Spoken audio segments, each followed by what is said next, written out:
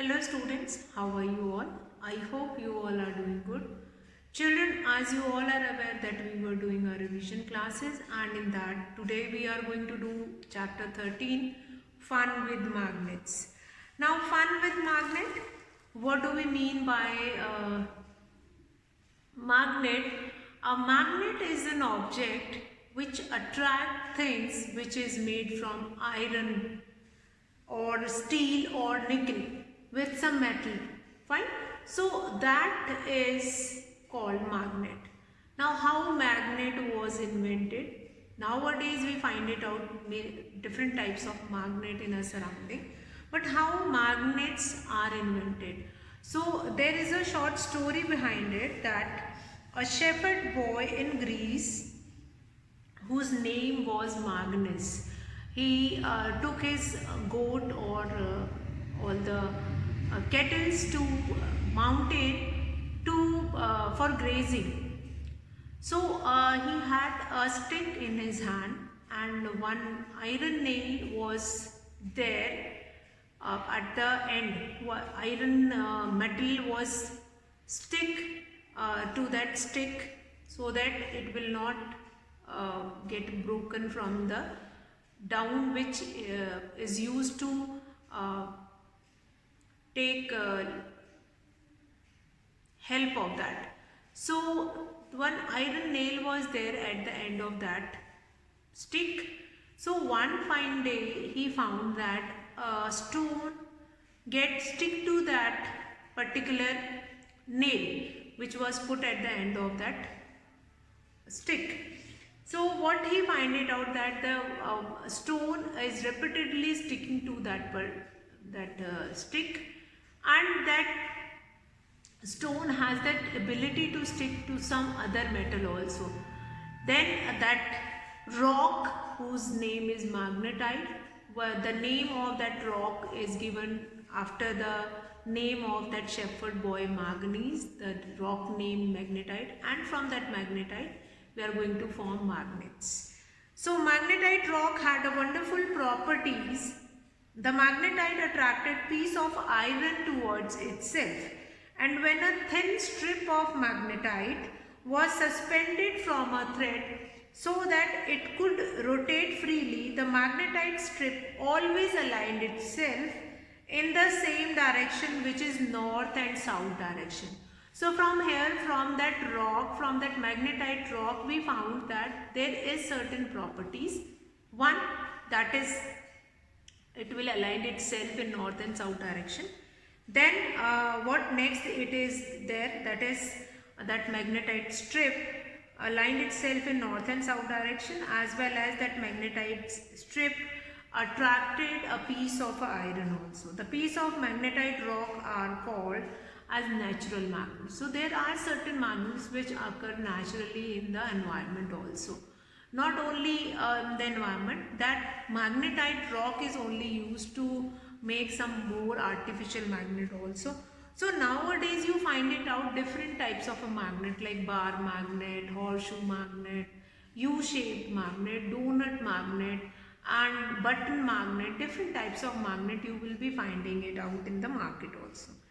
So now some of the material which get attracted towards magnet, some of the material which is not attracted towards magnet. So based on that property, whether the thing is attracted towards magnet or not attracted towards magnet, that material can be divided into two categories, that is magnetic material and non-magnetic material. So magnetic material, we can divide it into further category: magnetic materials,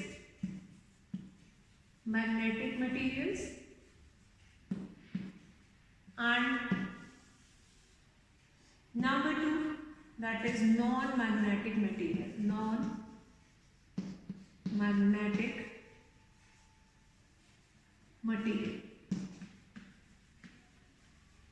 So depending upon the property or depending upon that the material is attracted towards magnet or not, we can divide material into two categories, that is magnetic material and non-magnetic material.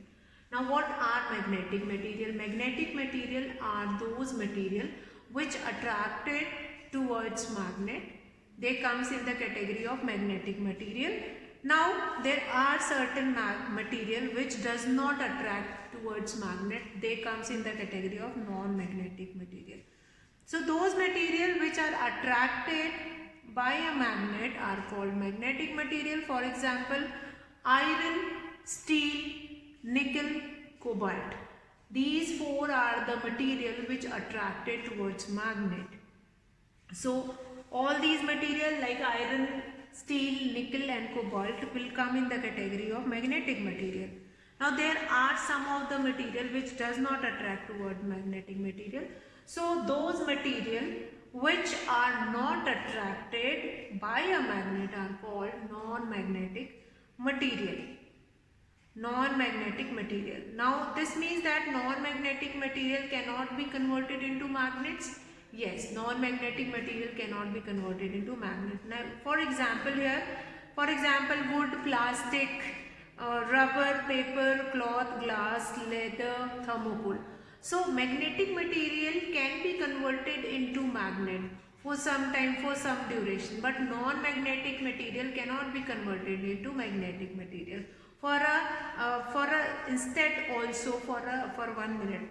Now magnetic and non-magnetic material properties of various objects are made of use in a day-to-day life. How this will become clear from for certain examples we are going to discuss related to this magnetic and non-magnetic material, that how magnetic and non-magnetic material will become useful in a day-to-day life. Now if a large number of pins from a pin box fall on the floor and get scattered, now we can collect all the pins quickly by using a magnet instead of picking up each and every pin with a hand. So if we move a magnet over that pins which was fall on the ground, we can collect all the pins together. Now we can then remove these pins from the magnet and put them back in the box. Now suppose a carpenter has mixed some iron nails and screws with lots of wood shaving while working. So with the wood shaving, this iron nails or screws are get mixed with it. So what we can do, we can help him in getting back the nails and screws from the wood shaving by using a magnet. We can use a magnet at that instance, and if we move a magnet through the wood shaving containing nails and screw, then the nails and screw being magnetic will attract it towards the magnet and they will stick to the magnet. Now wood shaving are non-magnetic and hence they do not stick to the magnet. And it is some common observation like pencil sharpener. Among the pencil sharpener get attracted by a magnet, though its body is made from a non-magnetic material called plastic, but there is a steel blade which is there in the sharpener. That the body of the sharpener, sometimes it is asked is in such kind of a question that the body of the sharpener is made from plastic, then why that plastic body sharpener is getting attracted toward the magnet or toward the magnet? So the reason behind it, that the body of that blade, sharpener is made from plastic, but the blade which is placed in between, that is made from, that is made up of from that is steel blade which is there in between, that is made from steel. Okay, so from this discussion we can conclude that magnet attract only magnetic material and we can convert only magnetic material into magnet for some instance. Now the attraction of magnet can pass through non-magnetic material including air, isn't it? So yes, the attraction can pass through it. If we'll take a cup and attract, that within the air also that magnetic or the magnet are going to attract other things which like metal like iron, nickel, cobalt and steel, they will be attracted within the non-magnetic material. Now air is not attracted toward magnet, but the magnetic material which is present in air, that is going to attract it towards magnet in the there. So from this we conclude that now magnetic material, that all the things which are made from which is attracted toward magnet, it comes in magnetic material. Non-magnetic material like wood, paper, they are not attracted towards magnet, so they are non-magnetic material. After this we have poles of a magnet.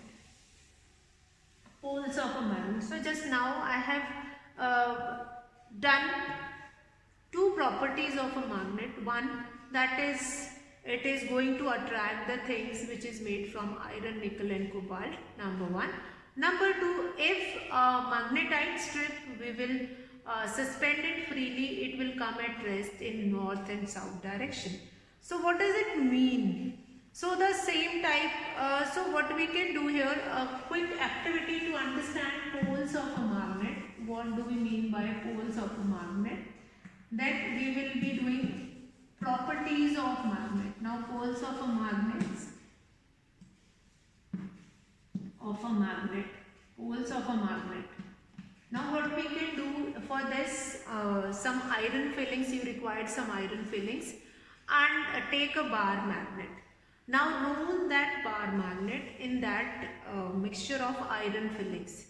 Then what do you find it out? If you have a bar magnet, and that bar magnet you are going to roll in that bar magnet you are going to roll in north and south direction. Now this bar magnet, if you are going to roll in that iron fillings, what you find it out? Most of the iron fillings will stick to the poles. Most of the iron fillings stick to the poles. Very rare, very small, few only you will find it in the middle of that iron bar. So most of the iron fillings you will be finding on the sides only. Now why is it so? Why is it so? Most of the iron fillings you will be finding here only. So why it happened and what is the reason behind it? So the reason behind it, that the region of the magnet where the attraction of magnet is strongest are called poles of a magnet. So these are the region where the magnetic attraction is strongest. That is why only most of the iron fillings stick on the poles of a magnet only. So one pole of the magnet is called north pole and the other one is called south pole. N and S I have written. One of the pole is called north pole and the other pole is called south pole. North pole and south pole. One pole of the magnet is called north pole and the other is called south pole.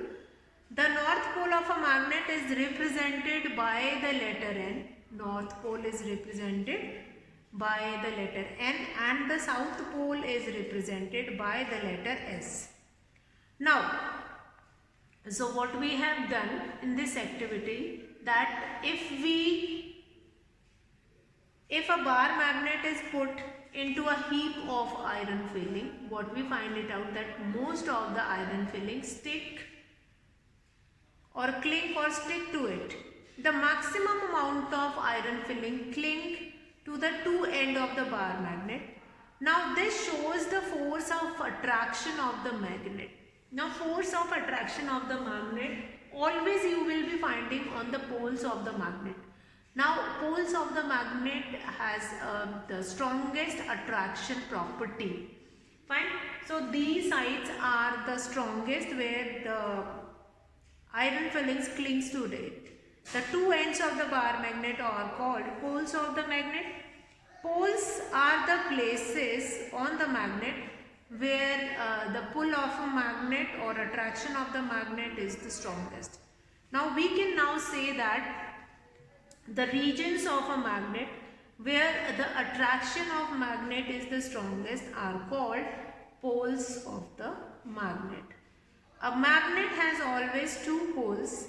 Now the two poles of a magnet are near its free ends. Now the two poles of a magnet are always different. One pole of a magnet is north pole, which we are going to represent it with the letter N. The other end of the pole is your south pole, which we are going to represent it with the letter S. Now every magnet, whether it is big or small or has two poles, one is north pole and the other one is south pole. It is impossible to have a magnet having only one pole. So we can use a magnet to find it out whether the soil or sand at a place contain particles that have iron, or rub a magnet in a soil or a sand, shake it gently, you find it out, remove the particle like sand which stick to the surface of the magnet, and then you can find it out, yes, that most of the surface or the sand in which iron particles are present, that will stick to that magnet. Then now if some particles still remain sticking to the poles of the magnet, then this soil or sand contains particles that have iron. Now after this we can discuss with like poles and unlike poles. Like poles means same type of magnetic poles are called like poles. Same type of magnetic poles means if one of the magnet have north and south pole here, other magnet is also have north and south pole here, then they are considered as like poles. So for example, a north pole and another north pole are called like poles. If in front of this north pole and south pole, if I am going to keep a magnet where again we have south pole in this direction only, so these two will be considered as like poles. Like poles. Like poles means same poles on same side. Same poles on same side. And if we interchange the position of that magnet, then it will become north and south, and that will become unlike poles. So why we will be doing it this like poles and unlike poles? Similarly, a south pole and another south pole are also called like poles. In other words, north and north are like poles and south and south are like poles. Then how do they work? Like if I will change the position here, this will become south pole. Instead of south, if I kept here north and other one is south. So this will become unlike poles. Only remember this, like poles and unlike poles. Remember this.